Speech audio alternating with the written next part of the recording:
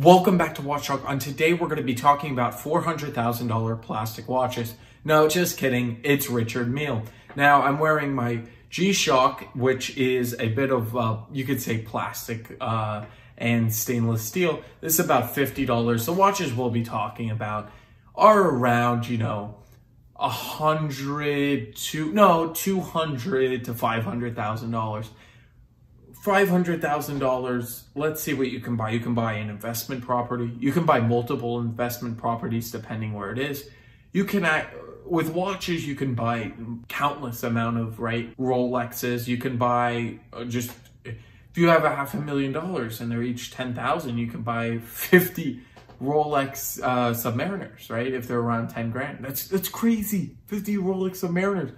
That's a grail in some people's collection. So to even have 500,000. So what I want to cover the basics is the materials they use and the controversy around it. Are they really worth 300,000? Are they going to keep going up? We'll talk more about the future of Richard Mille. This is all my opinion. It can keep climbing. It can go down. Who knows? This is just speculative. So jumping in with it, Richard Mille is a company that came along pretty recently, and they started making these luxury watches, some in precious metals, some with diamonds. But believe it or not, the hot models are not that. They're, like a carbon fiber. Like that's crazy to me. Carbon fiber is very, very cheap material. Well, it's not that cheap, but it's still for $500,000, right? But if you use carbon fiber, what are the people paying with Richard Mille? The number one thing. Well, what is the number one thing that people pay on any watch is the name, 100%. I think if Richard Mille didn't have the name power and that watch was, built the same way, same movement, all in-house, whatever, all the screws, whatever, I think it would go for 50,000, let alone 500,000. That's just a fact to me. So what is the hype around Richard Mille? Where did it start? Well, honestly, the celebrities started picking them up.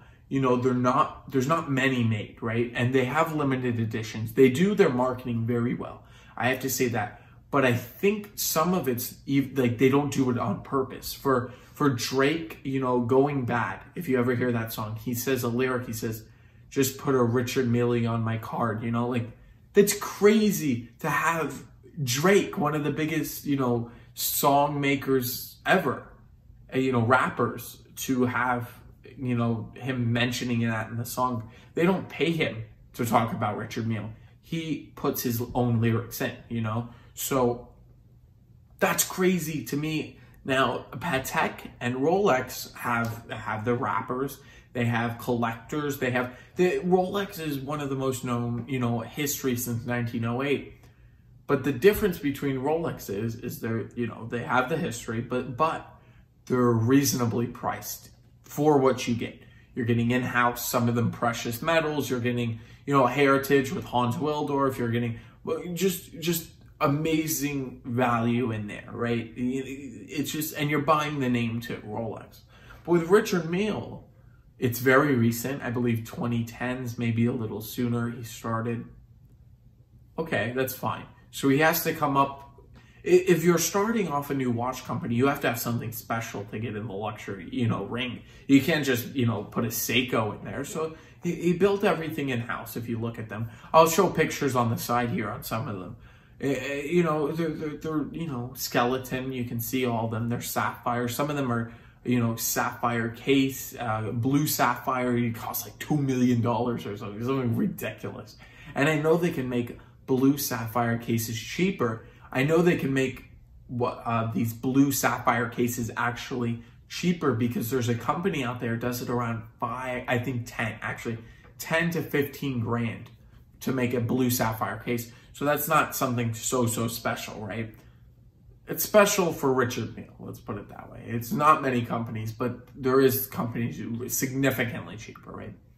So that's that part. Now, then we look at other Richard Milles, right? And there's no precious metals. I'll show you here. And they're $300,000. Now, if you're a wealthy guy, because only the wealthy are buying, you're thinking about, you have 2 investment properties and you want a Richard Mille pretty bad, but you don't know if you want to buy that because it might go up, or you want to go buy an investment property. You know what I'm going to say. Go buy you can buy land for that amount of money, right? Rolex is a different story. It's a completely different story. Rolex is not, they're not so, well, the models that they make, the Datejust, you're not going to go buy property with it, all right? So with this, you can buy Lamborghinis. There's so many other things. But watches, because it's a watch channel, let's talk about other watches you can buy instead of a Richard Mille. Let's see. Probably every Rolex ever made.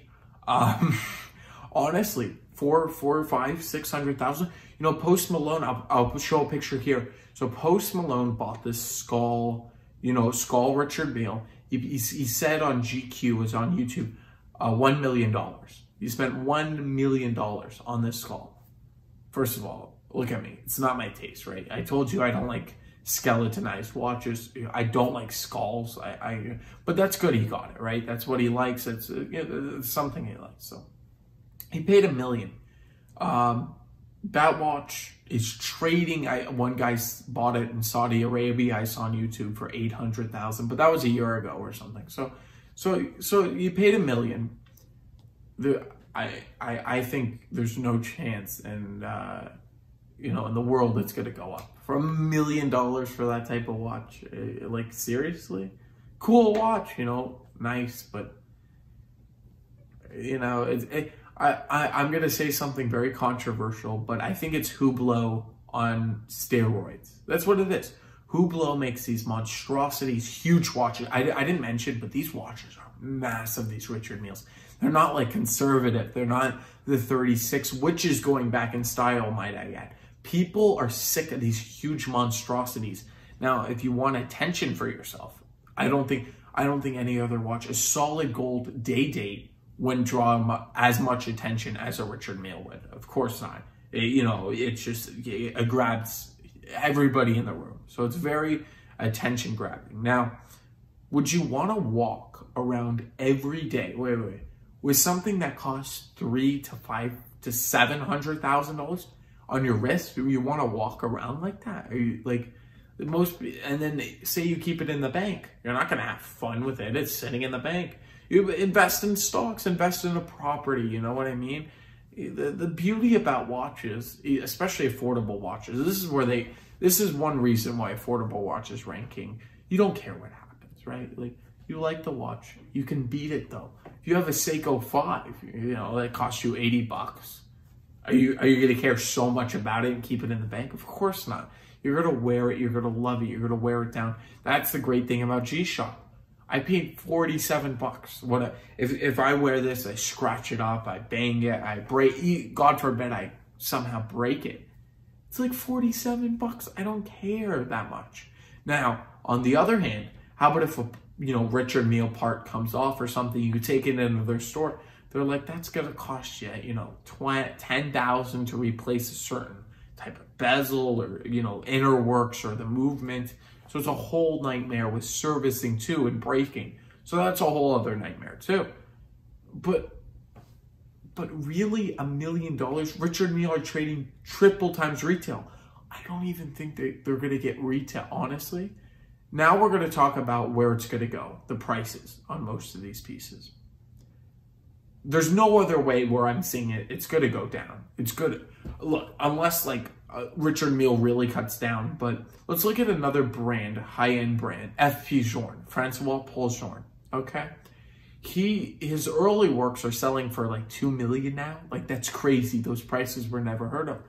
But what the difference between FP Journe and Richard Mille is, first of all, he makes 900 watches a year. 900 watches. That's a huge, it's a lot less than the 3,100 to 2,700 that Richard Mille does. So I think it's in some of that range.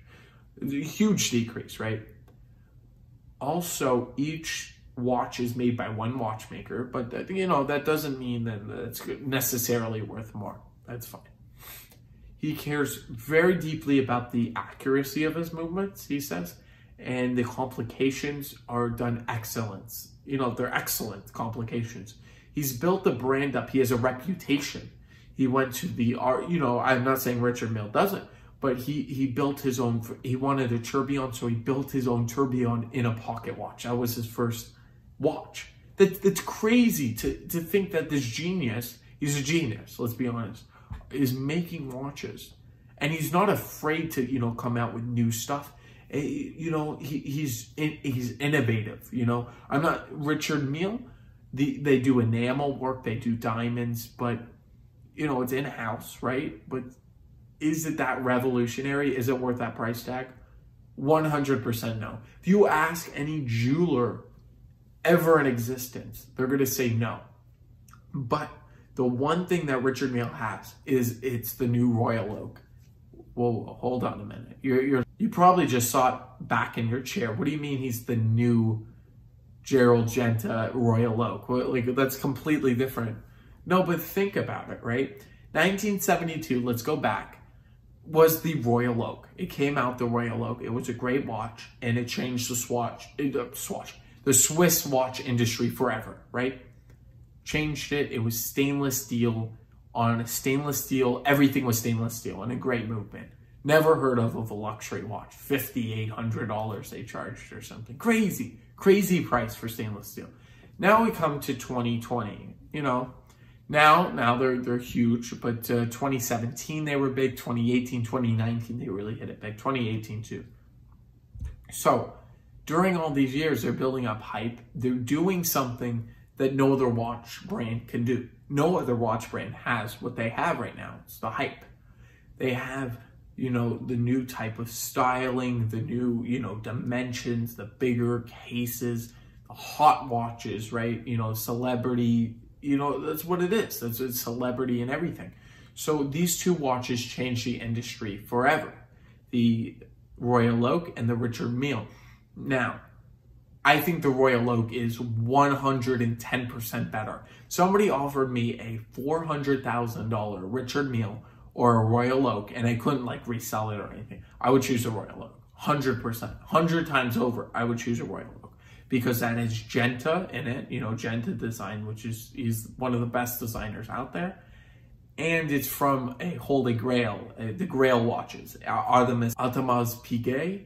It's the Royal Oak. Then there's Patek Philippe, and then there's Vacheron Constantin. So these are considered the three holy grails of the watch community. I completely agree. I think they're great watches. You know, there's so many good watch brands out there. It's hard to get them all. Jaeger, and a whole plethora, right? So we look at these watches, and do we really think they changed the industry like Genta did back in the 70s, but do we really think they're steadily increasing over time, you know? Because when the watch came out with Genta, it wasn't trading triple retail. There's no way. You know, it's hard to maintain something that's so hot. Like, look at Bitcoin. It went up to like 18,000, and now it's like 10,000 goes up in that. But it's hard to maintain at that high Bitcoin. It's just, I told you my thoughts on the actual financial. I think it's going to crash. Honestly, these next 10, 20 years maybe will hold some value. But after, I'm not going to say it's going to go like to $10,000. No, it will probably be around, you know, retail or something like that. Because there's going to be collectors of Richard Mille. I'm not saying they're just all going to disappear. It's not like Panerai or something where the prices crash and there's a lot of fakes. But, or Hublot, you know, as a direct comparison. So, my concluding thoughts to you guys. Look, I think most of my viewers don't have, you know, $400,000 sitting in a bank account waiting to spend. But if you have enough money, this is true, and you like, there's no other watch for you. That's the watch for you, or Richard Mille. You need it. Go out and get it. You can't justify the price, but on most watches, you're not going to make back your money. It's a fact. And if you like, a watch is it's not an investment, it's an actual loving luxury item. When you buy, say if somebody buys a $10,000 suit, they're not going to try to sell it later for $15,000. It's the same idea. You have to think about that as like clothes, like the money's gone. Once you give it, the money's gone. Now, will that be true? Maybe it goes up 100,000 and you put in a 400 and you sell at 5, then you're lucky. But it's very, very risky. I would not use that as an actual asset. I would not trade it like the stock market. So thank you all for watching. Thank you so much for watching this video. If you agree with Richard Mille and are they really worth that amount of money, even maybe retail they'll be worth. So give me a like, give me a subscribe. It really does help the channel. When you do that, it helps me produce more content for you. Thank you so much, and I'll catch you in the next one.